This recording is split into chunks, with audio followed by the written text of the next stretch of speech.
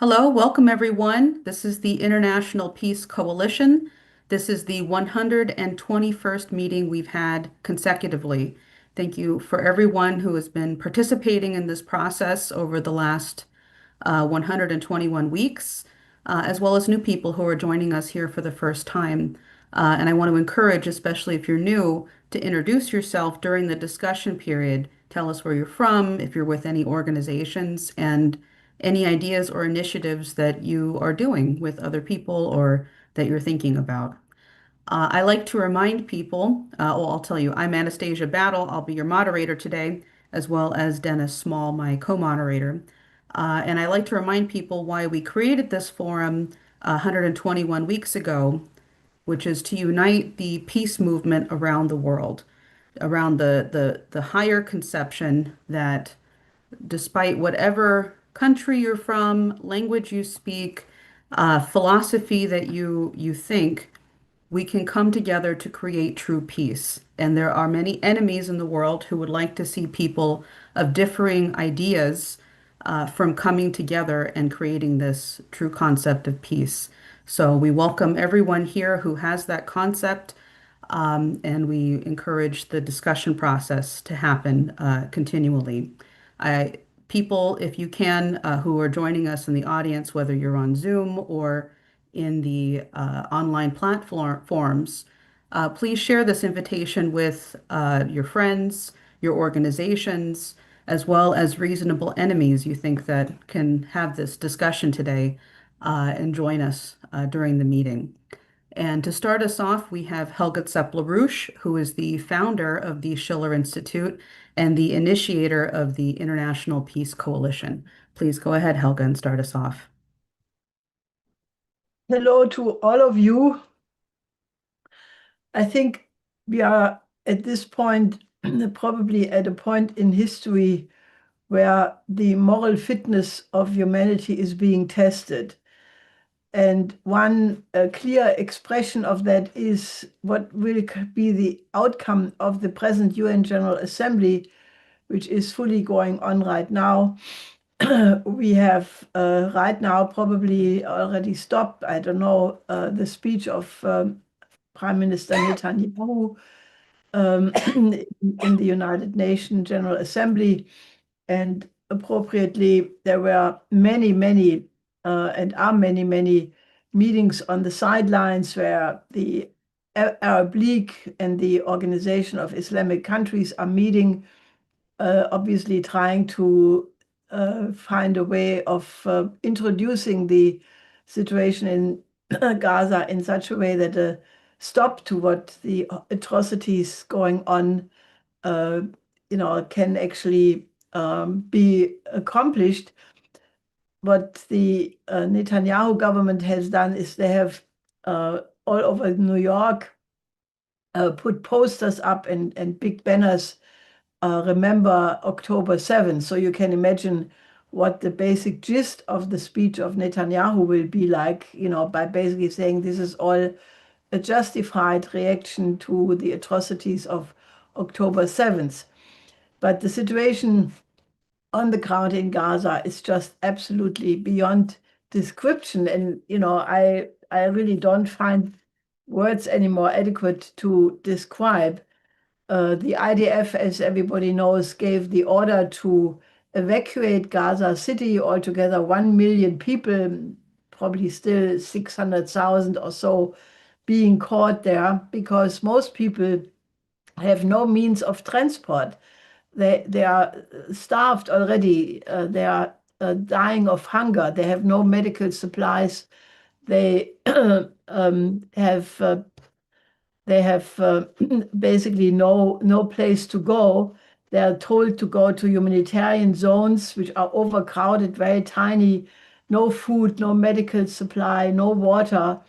And Gaza City is being bombarded relentlessly. Building after building is being bombed. Many people, families being buried in the rubble. It is an absolutely unbelievable situation. Thousands are fleeing. They don't know where to go.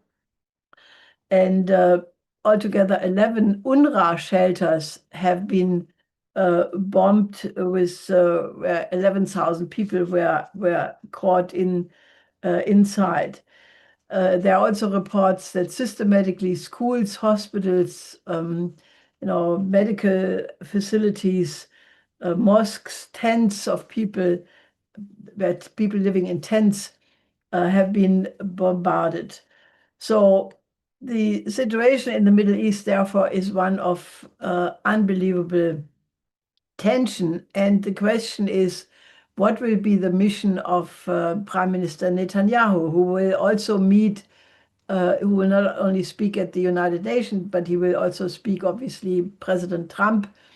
And there are some who suspect that he wants to get the final agreement for another attack on Iran. The American military expert, Colonel Macgregor, basically thought that a new war in the Middle East is inevitable. And he has the following arguments, which I want to quickly refer to because I think they are worthwhile reflection. He says the US closed the two most vulnerable US bases in Iraq, obviously, in case there would be an Iranian attack, they would be a target.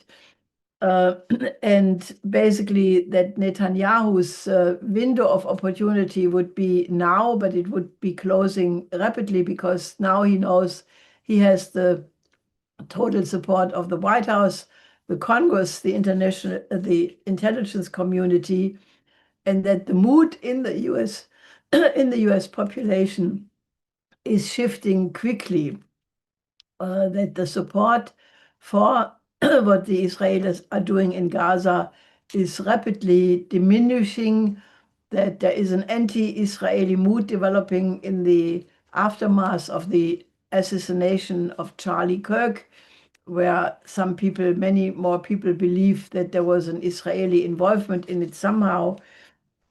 So he thinks that, the danger is now, because if the alignment in the Middle East is also increasingly shifting to the disadvantage of Netanyahu, because Iran is obviously getting more military and other assistance from Russia and China. Also, the meeting between the Arab League and the Organization of Islamic Countries following the Israeli attack on Qatar basically means that there is, at least to a certain extent, a greater resolve by the Arab and Islamic countries to act and not allow the incursion in the sovereign territory of Qatar anymore, and obviously what's going on in Gaza. So therefore, the situation is one of extreme danger right now. And I think, everything will really depend on, are the heads of state and other leading forces represented in the UN General Assembly, which is a unique opportunity to come to decisions, because leaders of all these countries can actually talk to each other in a density as it rarely exists anywhere else. And will they come to a decision to do something meaningful? So far, Uniting for Peace Resolution 377 has not yet been brought up. So it is not clear what will happen. Later today, I think Pakistan and China will speak. I think President Xi has sent a video message. Tomorrow, Foreign Minister Lavrov will speak. And, obviously, by the end of this week into next week, we will know what the UN and world community is capable of or not. Now, the other major crisis situation, which is also going out of control and heading towards a point of decision not too far in the future as well, naturally the situation in Ukraine. Now, the mainstream media on both sides of the Atlantic wanted to interpret the tweet which President Trump made in Truth Social, basically that Ukraine is winning, that Ukraine can win back the entire territory of Ukraine if the Europeans support it. That is being interpreted by the mainstream media as 100% turnaround by Trump, that he has been convinced by European diplomats and diplomacy, that the culprit is Russia and that he has to side with Ukraine. However, it's not so simple, because there was a discussion between Rubio and Lavrov, which Maria Zakharova characterized as very productive, very, all encompassing, and basically in line with the Alaska discussion. And she basically dismissed the tweet by Trump, that it would be only tactical and, basically to influence his negotiation position, but that Trump has not basically changed. Now, I mean, obviously, this has a lot of, the Trump tweet has a lot of implications. The more probable interpretation is that Trump does want to get rid of the Ukraine problem. Macgregor and others basically say that Trump abdicated the leadership of NATO, that he wants to leave the whole Ukrainian mess to the Europeans. Now, that may be the motivation on the side of President Trump, but can the Europeans fill the void if the United States indeed stops their involvement? Well, I think, despite an unbelievable rearmament effort, and billions of money being wasted in useless armament programs, I mean, the size of the European armies, one can only characterize as Lilliputian armies, armies of chihuahuas, and, in no way being able to defeat Russia or even help Ukraine to win on the battleground, no matter how many weapon systems they may send, because the overall situation is that the Ukrainians are losing, if they have not lost the war already, simply because of a lack of manpower. Russia just now has put out a call to pull in young people from the age of 18 to 25, which will mean an enormous injection of new troops, fresh troops, which obviously need to be trained first. But nevertheless, this is not something the Ukraine, with a much smaller population and already 1.7 million people, losses, casualties of various kinds on the battleground, can match. So, that isn't therefore a hopeless situation. Now, The Economist correctly says that it's a fantasy, calling it a fantasy that the Ukrainians could re-win all the territory.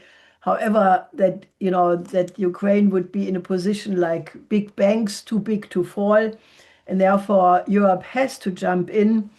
And obviously, they are still on the line, that the troops must be sent, that there must be a no-fly zone established over Ukraine, which is a certain recipe for war. And basically, this all takes place in the context of the consciously steered hysteria about the so-called air intrusions of Russian drones in Poland, of violation of the airspace in Estonia, which is completely rejected and denied by the Russian government. They say that nothing of this sort took place, that it, was a false flag operation and orchestrated basically to motivate more warmongering. They also said that NATO planes are violating Russian airspace all the time, but they're not shooting down NATO planes. Von der Leyen, on her part, and also many other European politicians basically say, von der Leyen said explicitly, shooting down Russian fighter jets is now on the table. It's an option on the table. To which the Russian ambassador in Paris, Meshkov, answered that if that happens, that means war. Now, Lavrov said, NATO is at war with Russia already. So it's an extremely tense situation. But if you look at the military effects on the ground, even if they go now for an unbelievable rearmament program, it will not be sufficient. The German government is in a frenzy. I mean, the whole German population is being hyped into war hysteria. There are maneuvers now taking place in in Hamburg, where the rehearsal goes that NATO troops are landing in the port of Hamburg, and then they are being reloaded by train, by highway, to ship weapons and soldiers to the front in the east. The whole population of Hamburg is basically forced to take into account noise and also smoke, basically creating a hysteria in the population. Now, the Merz government, aided, by the coalition partner Klingbeil from the Social Democrats, but also, Pistorius, the defense minister, and so forth, they all are now talking that the unreasonable, not financeable social state must become ended, and that there has to be now the biggest armament program, because the German army has to become the strongest army in Europe. Now, what that will mean, they are now planning to have 153 military projects. A long, long list of all kinds of weapon categories is being published, and they want to spend 83 billion for that, and various parliament commissions are supposed to conclude and vote on that in the next year, basically between now and end of December 26. Basically, for what? For tanks, for reconnaissance vehicles, howitzers, Eurofighters, basically all those conventional weapon systems, which, if it comes to war, then it will very likely, very quickly become a nuclear war. All these weapon systems will be pulverized in the shortest possible time, because you cannot win a war if it's coming to the nuclear threshold against the largest nuclear power on the planet, namely Russia. So what these people are doing, they're hyping up the population into a war hysteria, proposing to dismantle the social state. The German economy is in a free fall, which will not be stopped by diverting the few remaining assets into military production, because military production is a complete destruction of physical assets, but it will massively increase the poverty. It will destroy a large part of the German Mittelstand, and it will just be a catastrophe. So we have to really do everything we can to get the population and institutional forces away from this idea, because it's suicide. It is an absolute path to the ending of Europe. And I think the politicians who are proposing that must be called to account, because it's a non-winnable strategy, which is completely irresponsible. So I think that the situation, therefore, is such that we have to mobilize all the forces to stop this war. I want to use the occasion of this IPC meeting to call on all participants, both inside Germany but also internationally, to support the upcoming big demonstrations in Berlin and Stuttgart on the 3rd of October. Altogether, 400 organizations have already called for demonstrations on that day. That's the day of the German unification. It's a holiday. And go to these demonstrations in Berlin and Stuttgart. Mobilize all of your friends, because the very existence of Germany is what is being discussed. And only if the population shows in great masses their will to survive, that the policy of the government can be influenced before it is too late. So that is a very important step, but it is not the end of what we should be doing. Because to be against the war is very, very important. And, the apathy of the German population needs to be changed and replaced by a sense of mobilization, at least as strong as it was in the beginning of the 80s when we had the middle level missile crisis, where literally hundreds of thousands of people were on the streets. Now, in London, there were already hundreds of thousands in the streets. Paris is right now, basically blocked by general strikes and big demonstrations. But what we need in Germany is exactly hundreds of thousands, if not a million or 2 million of people in the street to get the message across. That is not enough because we have to show the way out, that there is an alternative to the idea that you need to go to war with Russia and soon with China. Because the reason why this hysteria is so big is because the real reason is that the forces of the old system, the Western neoliberal system, are completely freaked out about the rise of the global South.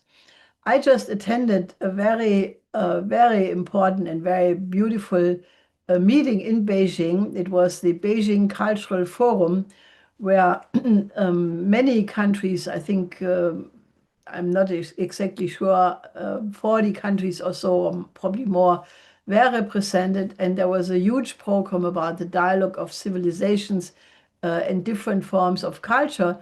And, all the participants from Africa, from Latin America, from Asia were involved in beautiful discussions, total optimistic spirit.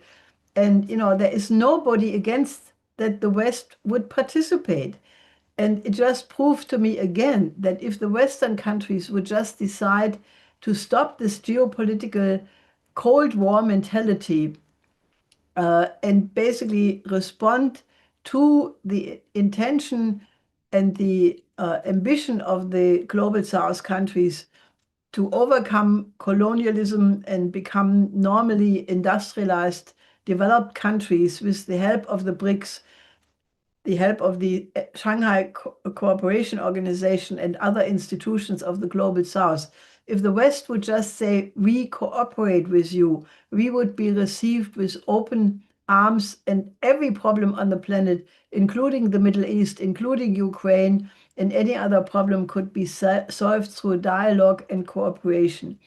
And we have to convince and educate the people in the global West or global North that that option exists and that is available.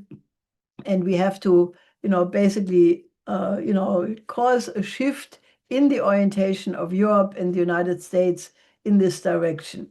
So this is what I want to say in the beginning. And I think that we are really at a breaking point in history where I call on all of you to do whatever we can to cooperate, to get the humanity into a new paradigm of thinking where we put the one humanity first and national interest in cohesion with that interest of the one humanity. Thank you very much, Helga, and I'm very happy to hear about your report from China. This is very interesting and an important development. So thank you very much for setting the stage for us with your opening remarks. I want to apologize. I'm going to make kind of an abrupt shift in the agenda just because we have someone on who is about to get on a plane and won't be available within the next 20 minutes. So we just want to get him in. I'm very sorry, General but, Bardalai. So we're going to have Alberto Vizcarra, who's a longtime Schiller Institute organizer who heads the Citizens Movement for Water in Mexico and plays a leading role in the National Front to Save the Mexican Countryside, which brings together farm leaders from around Mexico, call to fight for solutions to the farm crisis. And he's going to give a report. So please go ahead, Alberto.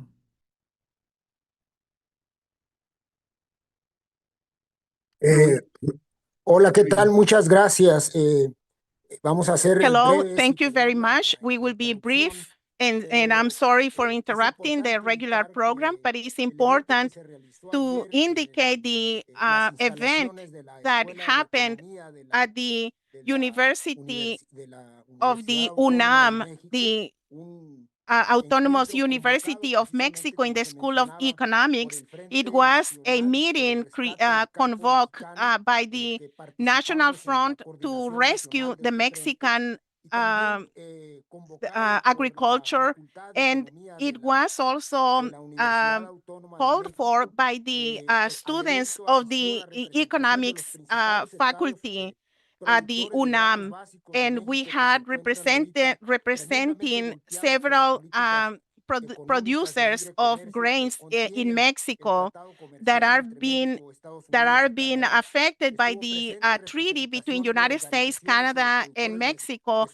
And Sonora, we de have Sinaloa, de Chihuahua, organizations de from Baja Mexico, California, de Sonora, Jalisco, de Chihuahua, Michoacán, Baja de California, Guanajuato, Jalisco, Tamaulipas, Zacatecas, Michoacán, poco más Guanajuato, de 9 estados de la Tamaulipas, República Zacatecas, donde around descansa 9 states of the fundamentalmente la Republic producción de where we granos have the básicos. production Los of basic economistas grains. de The la economists universidad, of de la UNAM, Facultad de Economía de of la the universidad, Faculty of organizaron Economics of el UNAM evento that con dos organized paneles. the En el event primer with two panel panels, and in the fue la first panel presentación was the prácticamente de todos presentation los of productores. all the En ese panel producers nos tocó that hacer la came, apertura para and we señalar open up efectivamente que no hay uh, manera de that encontrar there una is no solución way to para find ninguno de a los problemas que solution atañen a la for any of economía the problems dentro de that los the axiomas economy y has las premisas que están within the moldeando la axioms política and económica neoliberal en el mundo of the occidental, y neoliberal que, digamos, economic policy el in the tratado que West. gobierna México, And the Estados Unidos, treaty that Canadá, es Mexico un and parte de Canada esa and misma United política States in this global que ha treaty venido is part of descapitalizando, that como sabemos, a global productores policy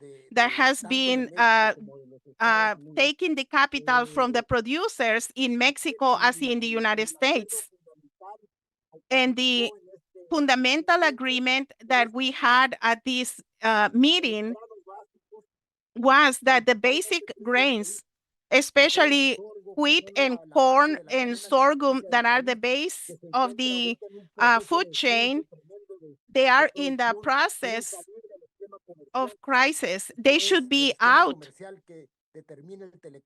They should be out of the TEMEC, NAFTA, and treaty and the TLC. And that was it was supported by the economists, especially the director of the school, of the Faculty of Economics, Arturo Huerta, and the Dr. Rosa Rubio. They, which was our main presentation.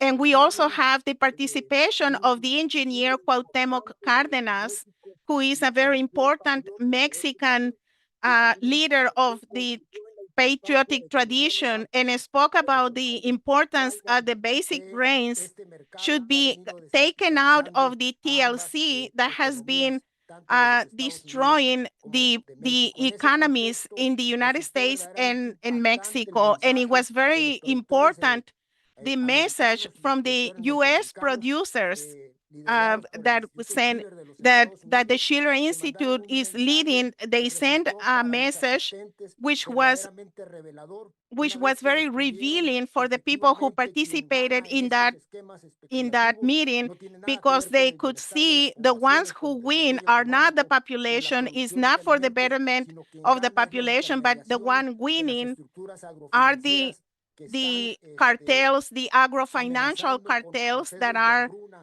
threatening with hunger in the whole continent as a result of those policies. And that was put together in a document directed to the Mexican president, where we are presenting to take the basic grains from the TLC, and we should have and we don't need we have to have a sovereign economic policy that would have the production of basic grains in Mexico, and we don't have to break trade relations with Mexico, with the U.S. If Mexico joins the BRICS and the Shanghai Cooperation Organization. And that document was circulating, was the part that I cannot ignore was the participation of youth, and I was very surprised. I didn't expect so many youth to come. 75% of the participants at the auditorium were young people from the many areas of education and they participated during 4 hours during the morning, and during the evening there was another panel. So in order to finish, I was surprised that engineer Cuauhtemoc Cárdenas, who is 90 years old, he came the 4 hours and he finished giving a brief briefing supporting our proposals. And I think these present the leadership that Helga and the Schiller Institute has in this participation. Thank you very much for giving me this opportunity. I have to continue because I'm about to board the plane. Thank you for everybody who participated, especially Bob Baker and Marsha Baker, Gretchen, and others who participated in this process. Thank you very much. Thank you very much, Alberto, for your report on the ground. And it's very exciting to see so many young people wanting to get involved. I'm sure we'll be seeing a lot more development from that. So thank you very much. Okay, so now we'll go back to our regular agenda. So next, it is a real pleasure to have you on, Major General A.K. Bardalai. And I apologize again if I'm butchering your name. You are a retired Indian Army, retired from the Indian Army and served for 36 years, deployed as a UN peacekeeper in Lebanon, where you were the deputy head of the mission and deputy force commander of United Nations Interim Force in Lebanon. So thank you so much for joining us today, and we greatly appreciate your insights into what's happening in the world. Please go ahead. Thank you so much. Greetings from India. I am neither a politician nor an academician. I'm basically a practitioner. So I know this is a troubling time for the world. And when it comes to peace and security, United Nations comes to the limelight and takes the beating, and rightly so. But to understand that why the UN in general, and even peacekeeping in specific, is not as effective as intended to be, I think we've got to look at the system that created it first. I'd like to criticize it first before I come to some recommendation. The framework of the world order, which was conceptualized almost more than 8 decades ago by 2 influential Western leaders, was based in hypocrisy. And that hypocrisy had set in the very first day of the conference on board HMS Prince of Wales on 14 August 1941. The central theme that time, and continues to be, is the Western supremacy.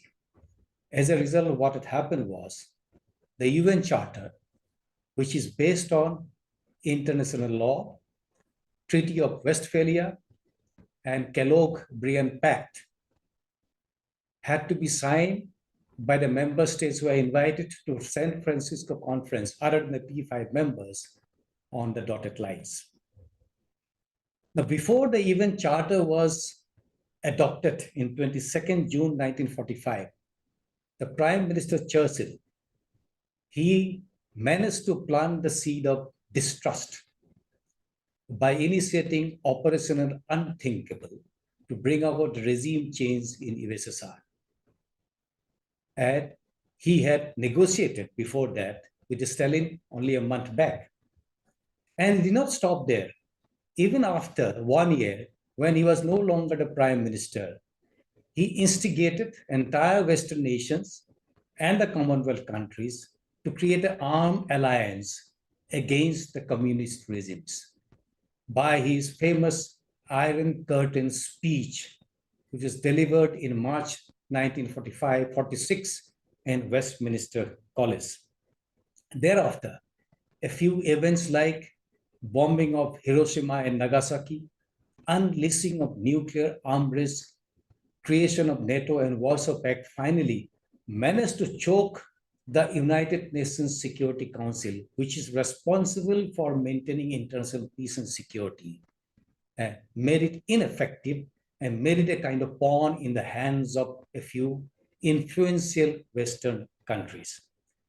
Now, combined with such a framework, the grip on the Bretton Woods financial institutions had given them so much of power to these nations that they can get away by doing anything, including flouting their own rules, also including the genocide. Therefore, ups and downs of the UN and peacekeeping operations were directly or indirectly controlled by the P5 countries and their friends, which are the allies. If they wanted the peacekeeping to be effective, and they have done it. If they're not effective, they do not bother. Now, coming to UN peace operation, as part of the system or the organization, the flagship organization of the world order, which I talked about, which has been systematically weakened over the years, the peacekeeping can be as effective as the member states or mostly the P5 members want it to be. However, as I look at it, all is not lost as yet, because despite the challenges, which all of us are aware of the fact that humanitarian aid continue to be flowed to the vulnerable community. This event itself has provided a platform to the weaker nation or the newly elected members to bring together, share their common concern so that they can voice their opinion, collective opinion, asking for reform and also demanding their rightful place in the world. Now, this also provided a platform to many countries, mostly the global south, to create a kind of multinational alternate platform. To name a few is the famous Bandung spirit, which is anyway bottled by the Western nations, non-aligned movement, and BRICS is a few examples which I like to create. As far as peace operation is concerned, there are enough statistical evidence of the peacekeeping contributing or making significant contributions to prevent the spread of the violence and reduce the bloodshed. Now, another feat of the event so far has been sustainable development goals. And we understand that peace and security is interlinked, but because of the numerous challenges, very little have been achieved, but I'm sure that will progress. Now, uniting for peace resolution is one of the remarkable feat, which came about during Korean War. At that time, of course, we know that this was initiated by US itself in response to continuous veto by the Russians. Now, the resolutions of Uniting Peace Resolution, General Assembly resolution, they're not legally binding. They are recommendation in nature. They could give any kind of recommendation, sanctions, including use of force or collective defense. But it's up to the member states. If they want to volunteer, they can do it. Even though they're only in recommendation is nature, this allow the entire world of the member states build a collective opinion, collective opinion for a greater or better cause. One of the example is that during Syrian war, that Uniting for Peace Resolution established international independent impartial mechanism to collect evidence of war during the Syrian war. The question comes that, as a nutshell, of course, Uniting for Peace Resolution can build a great foundation for the world to proceed against the prime movers of the conflict. The question comes, of course, this uniting for peace resolution was after some time that it was the backbenched, but it started receiving traction again. The question comes that, is it as effective? Can it be more effective in the context of current crisis? Well, it is yes or no both, and depending on who are involved. To give you an example, that first armed peacekeeping operations, which was deployed in the Middle East during the Suez Crisis at United Nations Emergency Force in 1956, it was not as a result of the Security Council, but it was part of the first emergency session conference, which is authorized or approved by the General Assembly, which could overrule the Security Council resolution. Why it could happen was, but countries involved were France, UK, British, Israel on one side, and other side is Egypt. But both the superpowers, USA and the Soviets, wanted to bring an end to it. More importantly, the Soviets were getting closer to Egypt that time. They threatened to use nuclear weapons. What we learned here is that if the superpowers want to achieve something, they can do it. Or on the contrary, if one of them is involved, it is very difficult to use the uniting for peace resolution for effective peace. The case in point is Ukraine crisis in 1922. Yes, it was adopted by the General Assembly, but it talks about only the consequences of humanitarian crisis and annexing the eastern Ukraine by the Russians. The drafters of the resolution are very careful not to mention any word, something like use of force or collective defense, fearing, probably I think, the provoking Russian reaction that could escalate the conflict. Now, coming back to very quickly, the two current conflict that is actually holding the entire world hostage, that's the Ukraine and Gaza war. Now, prevention of the conflict has clearly failed. I believe they could have prevented because the world powers, which if they wanted to prevent the conflict, they could have prevented it, but did not want to do it because it suited them, and possibly they wanted to reap the benefit from a crisis. As far as Ukraine is concerned, I don't know when it happens. As and when happens, if there is a ceasefire and both sides agree, there will be a need for some independent, impartial organization to supervise and monitor the ceasefire agreement. Now, the organization to do that could take any form. It could be armed contingents, it could be unarmed observers, could be civilians, could be political observers, even to the extent of peacekeepers. Now, to my understanding, as I have experienced, I understand from in happening past, I think if you have armed peacekeepers or non-UN peacekeepers, as Europeans are suggesting, I have heard recently that Indonesia has suggested 20,000 to fall. They're likely to be counterproductive, and on the contrary, they're likely to provoke violent reaction from the other side. No, it can. The fuse from the peace to the conflict will be very short, that the smallest mistake can ignite the conflict. And I feel, in my personal opinion, that what best can work in that area is that unarmed observers. That could be any form, could be police, could be civilians, could be political, could be even UN observers. As coming to the Lebanon or Middle East, basically the Middle East, finally, United States of America and Israel have achieved or got what they always wanted after the 2006 war. They never wanted an organization like UNIFIL to be in place, but it was a political compromise.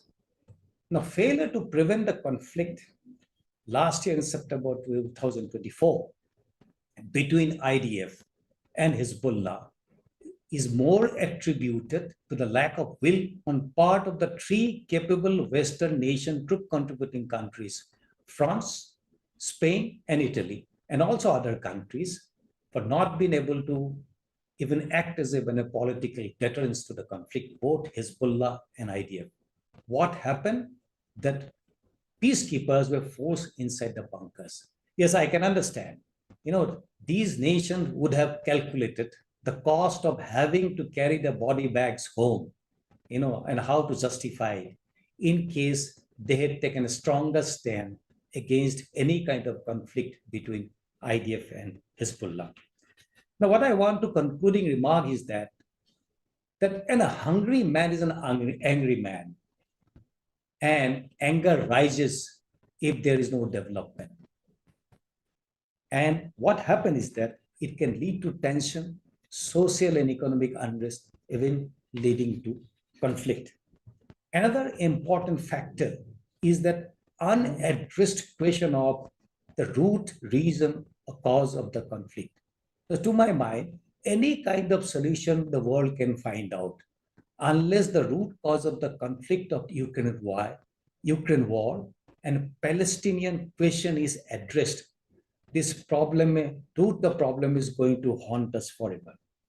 Now, if there is development, the youth will be contented and the better chances of peace to return. So development is the key. But sadly, as I think that development has become antithesis to hold on to disproportionate power by a few powerful nations.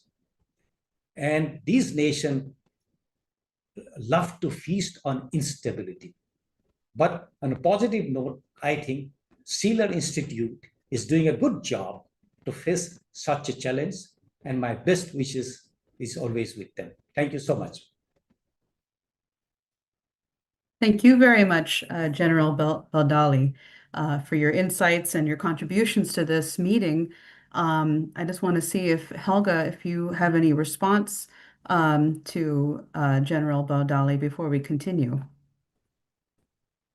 Well, I can only agree with what you said last, that the development is the key, because, the big question naturally is, now it's a ongoing, unbelievable crisis, but whatever solution will be found will have to increase something which is in the benefit of all parties, because I believe in the indivisible security for any conflict, because if you don't take care of the interest of every single part, it will never function. And we have, proposed the Oasis plan, which will not just be hopefully a solution to the Palestinian crisis, but eventually should encompass the entire region from the Mediterranean to India, from the Caucasus to the Gulf state, because this is all desert.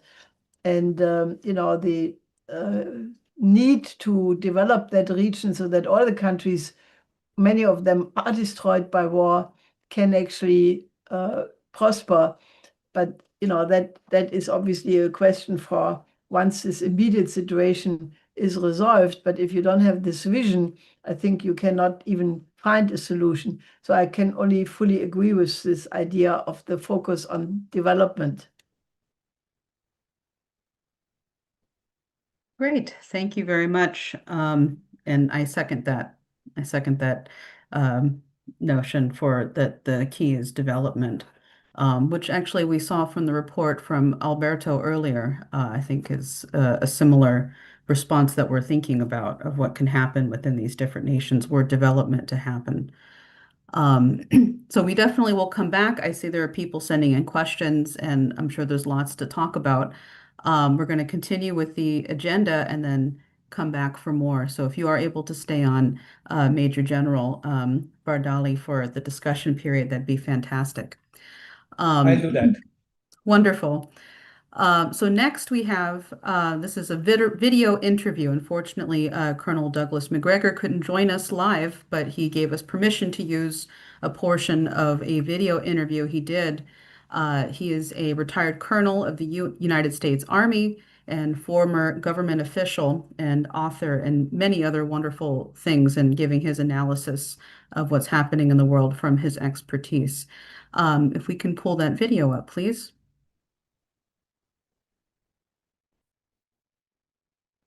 So we just, before we started, mentioned a little bit about President Trump's speech at the United Nations. And one thing I can't help but wonder is, how does the rest of the world view him? What do you think is going on in the minds of the people who are listening to this speech about all of the wars he's ended, how useful the United Nations is, that the Europeans, if they're serious about fighting Russia, should stop importing any gas from Russia? I don't know where they'll be at that point. What do you think the world thinks about this? Reinhold Niebuhr was an American theologian. He wrote a lot of material. One of the things that he wrote that I thought was especially good is he said, hypocrisy is when vice pays tribute to virtue. I think there was a lot of hypocrisy in his performance. The notion that somehow or another he's brought peace, happiness, and goodwill everywhere since he came into office, and that Israel is the victim of everyone in her neighborhood, especially Iran. All these kinds of things, I think, are just dismissed out of hand by most of the population in the world. One of the things that's really interesting is the comment about oil and gas. Energy is at the very core of international trade and commerce. It's the lifeblood of the planet. And no nation, according to President Washington when he was in office, can be expected to move beyond the limits of its own interests. All of these countries in the world have an interest in purchasing energy, preferably cheap energy, in volume, expecting them to put themselves at high risk and do what the Germans have done, which is essentially deindustrialize themselves and plunge their population into poverty and despair, is unrealistic. And I think that's the problem with most of what he was saying about the Europeans. And then, of course, the comments on the United Nations itself are ridiculous. The United Nations does not dispose over armed forces. The United Nations can only do, frankly speaking, what the big powers are willing to support. And we are not only in arrears in terms of our payments to the United Nations, which we, at the behest of the Israelis and their lobby, have dismissed out of hand as a useless body, but we also don't supply the forces and the money that would be necessary for anything to be established, in favor of the United Nations and the world. So it's just a silly comment. But I think the hardest one of all to accept is really the issue on oil and gas. The notion that everybody's going to stop doing business with Russia because we threaten them is just silly nonsense. Again, this goes back to the core problem that we have with President Trump. I've stopped really calling him President Trump. I'm now addressing him as Biden too, because his policies, his approach are now largely indistinguishable from Biden. Only one could argue they're even more destructive. And that's tragic because our dollar is plunging. Global demand for the dollar is dying. Nobody wants it. It's going to be very, very hard for us to avoid an extremely hard landing when we finally default. And we're on the road to default. It's quite clear. I guess the plan is to debase our currency before we get there. So in total, I thought his remarks were frankly irrelevant. Everybody shrugs their shoulders, gets up and walks out because nothing has changed. Everything is as it was. And anything that he says is frankly disbelieved. Right. Well, it has no basis in reality as people understand it. One thing that I've been involved in, there are many people trying to get the United Nations to invoke the Uniting for Peace resolution to do something to stop this horrific onslaught against the Palestinian people by Israel, especially what's happening now with, I think they've just shut down the internet altogether in Gaza City, so we can't even see the horrors unfolding there. But I think it's very hard to do that if the United States is on the wrong side. I was thinking of Eisenhower, 1956, over the Suez, but you had an American president who was acting. What are your thoughts on this? Is there any hope that these nations, even though they are vastly the majority, could get together to get something done?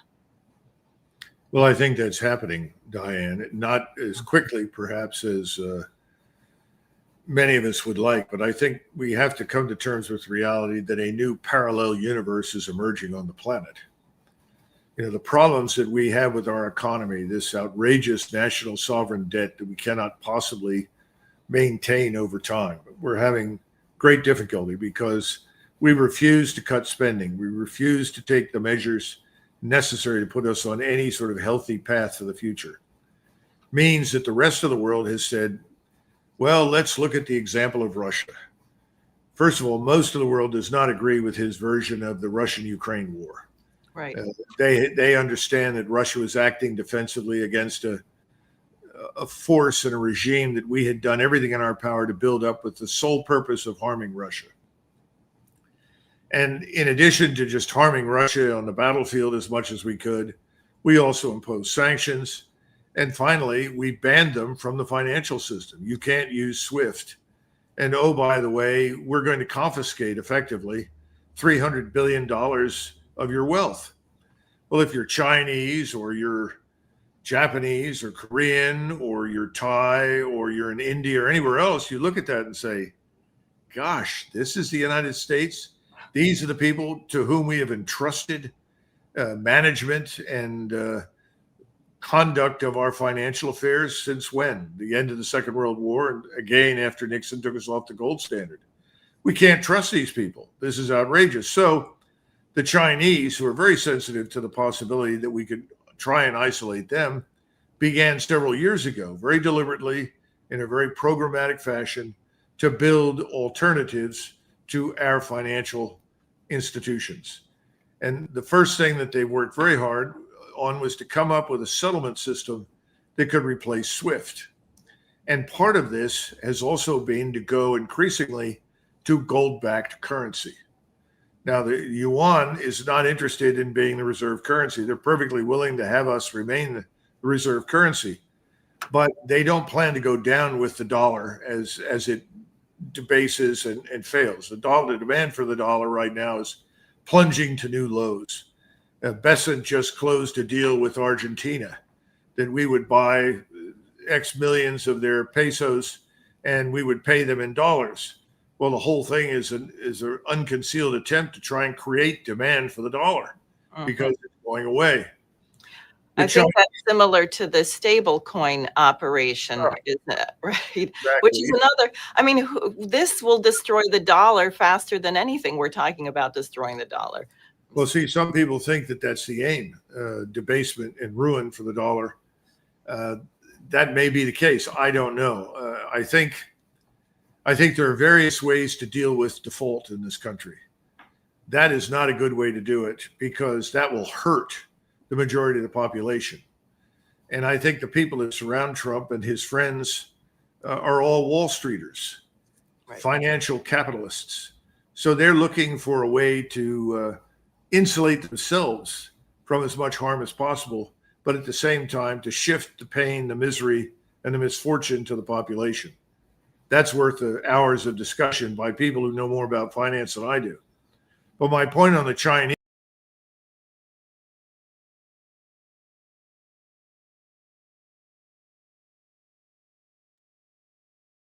Oh, okay. It cut in the middle of it. All right. Well, we'll have that full interview available, but I'd like to thank Colonel Macgregor for letting us show a portion of this interview for the International Peace Coalition today. All right, and we shall continue, and we're going to bring on another United States veteran. We have Josephine Gilboa, who is the former U.S. Army All-Source Intel Analyst, served for 17 years, cybersecurity expert for U.S. Cyber Command and Cyber National Mission Force, and she's also with the Eisenhower Media Network. And we're coming off just a fantastic rally that you helped pull together with our friend Rafed from IPAC, and the interventions happening at the UN, which has been ongoing and very intense. So please, Josephine, you have the floor. Thank you guys for having me on. It's always wonderful to address such an international community coming together for this cause. And I want to talk about first sort of the organizing aspect of doing these press conferences and why it means so much, because the recent press conference that we did, we pulled organizations from just so many different areas, organizations that prior to the genocide, they maybe were talking about just like completely different issues. But we're pulling all of these different organizations together and working together because that is how we're going to push the needle further, is by getting different people involved. What I've seen over the past 2 years, what I observed over the past 2 years in this movement, there's been sort of this this like gatekeeping that has happened, and what I'm noticing is that is starting to shift, because across political parties, people are coming together on this issue. And that's one of the things that I really love about this platform at Schiller Institute, is we have that ability to have different opinions on maybe other things, but for this, for humanity, we are coming together. And so I just want to take this time to reiterate to anyone listening how important it is for us to leave certain aspects at the door of things we disagree with and focus on the things that we do agree with, which is the principled values of humanity. Regardless of what political affiliation we fall in whatever country we are in, there are things we can focus on that we agree on. And I think that these types of conversations would be so powerful and so effective if we are all saying them collectively together. Because sometimes I feel like I'm the only one in the room saying this, and it's almost like, what is she talking about? And it's like, well, it's the truth. You know, it's true that we probably could be further along in our solidarity together, both internationally and then especially here in America, if we didn't have such divisive rhetoric against each other and instead focus more on what we have that is similar. And so when it came to this press conference that we did, we focused on what we have that is similar. We all want to see a Uniting for Peace resolution pass. I'm so glad that I was able to hear Tony talk about what that actually means behind the scenes, because you know, I'm new to this, and so I'm still learning. And so I thank you for clarifying how this actually works, and the reality that a lot of these countries do have to volunteer to do some of these things. But collectively, as a global you know, as global leaders come together, we have to push for Uniting for Peace resolution. I watched 13 hours of the United Nations General Assembly speeches. I wanted to hear what every single person had to say. And I'm telling you that I am disappointed. I felt a level of I was disheartened. I thought that surely there would be more forceful rhetoric. I was really happy to hear that Indonesia pledged their brothers and sisters, or sons and daughters, to protect Gaza. Of course, we had Colombia that's pledging to push this Uniting for Peace resolution. But I was anticipating that there would have been more countries that would have had stronger rhetoric. I'm waiting to see what this 21-point plan looks like that Trump presented to the Arab leaders. We have, you know, some details about that, and it looks like as of this morning, the Arab leaders are still working to figure out how what they envision for the region. How does that look with this plan, and where's the middle ground? But you know, I think today I'm feeling on my heart to just call for everyone here to talk and work with people that you may otherwise disagree with on other things, because we need to stand in solidarity together, no matter what race, religion, or party affiliation, to push this message of a ceasefire and Uniting for Peace. And if we need to send protection forces in, that's what we need to do. Thank you for having me.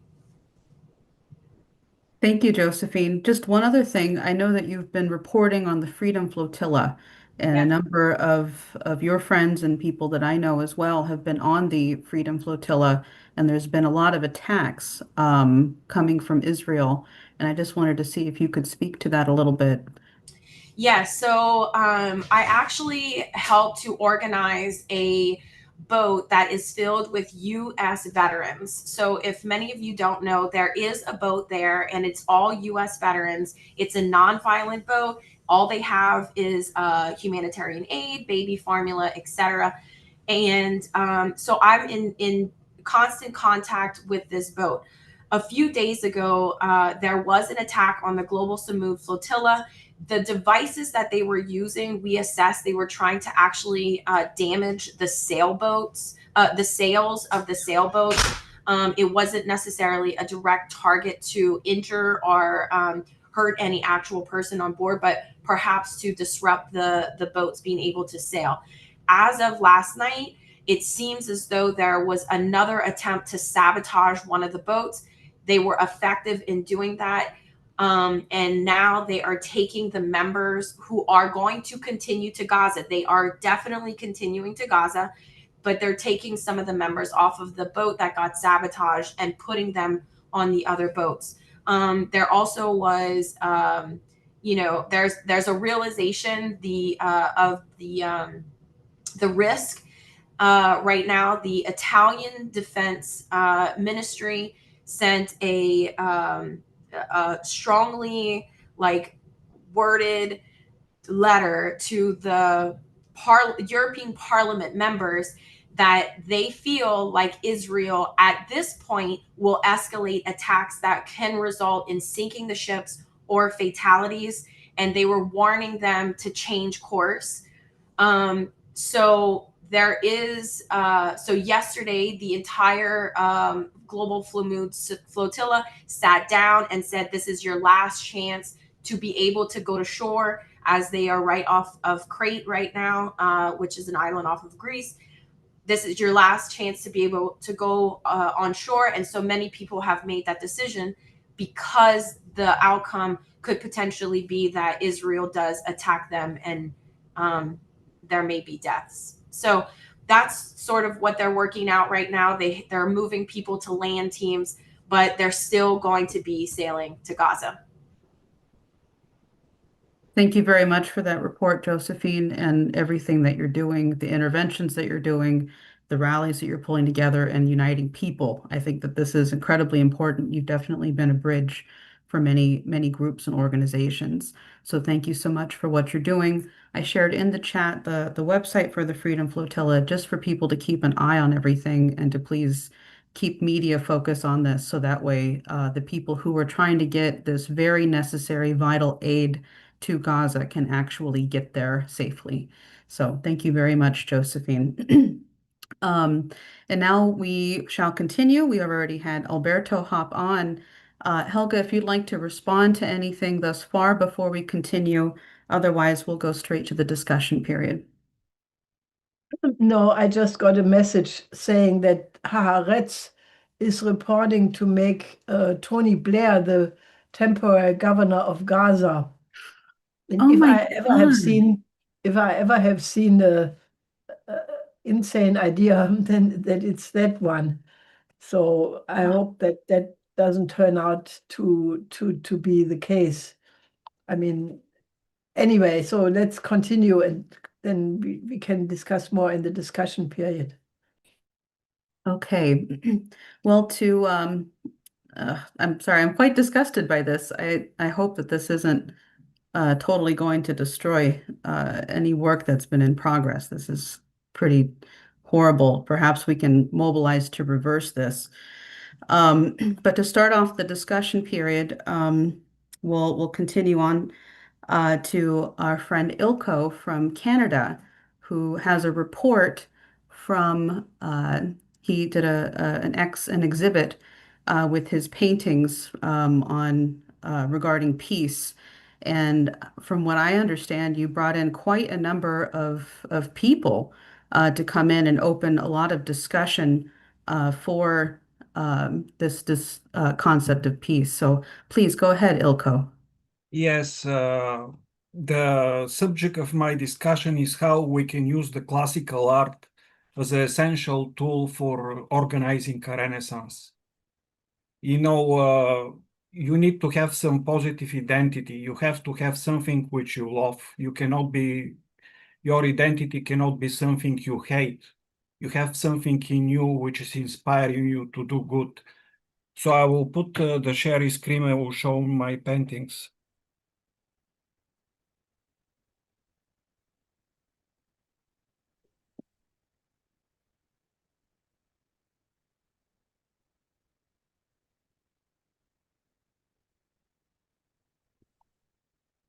Can you see them? Yes, we can, Ilko. So I started doing some experiments with drawing and making copy of Rembrandt and Leonardo da Vinci in 2013. And gradually I developed a kind of hand. I discovered what I'm good and I'm able to do a good copies, and my drawings and painting become more beautiful and more beautiful. What I discovered in my organizing is when I was talking with people about the political problems and war and genocide, when I share my paintings with the people, my cell phone, a sudden transformation occur in them, and they are inspired, they change on the spot. I have Parkinson, this is the reason why my voice is shaking. But It's no problem, Ilko. We can hear you just fine. But after the speech of Donald Trump in England, when he praised Newton, Locke, Adam Smith, what a beautiful opportunity for us to counterattack and speak about Schiller, about the aesthetical letters of Schiller, about the sublime. So I think the most effective way to counter the evil is by doing good, by reviving the classical art, the classical music. So my appeal is to the good artists, good painter, good musician, and good poets. They have a power to change the world, and they have to use their inspiration to do it now.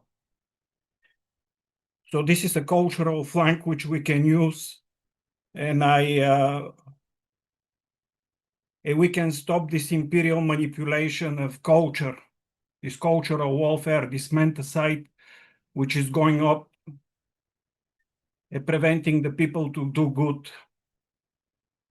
So my appeal to Helga is, can we do this, Helga? Can we organize a revival of Schiller and the classics? Can we provide a positive solution for the cultural disaster, which is killing not the bodies, but the souls of the population of the world? Thank you. Thank you, Ilko.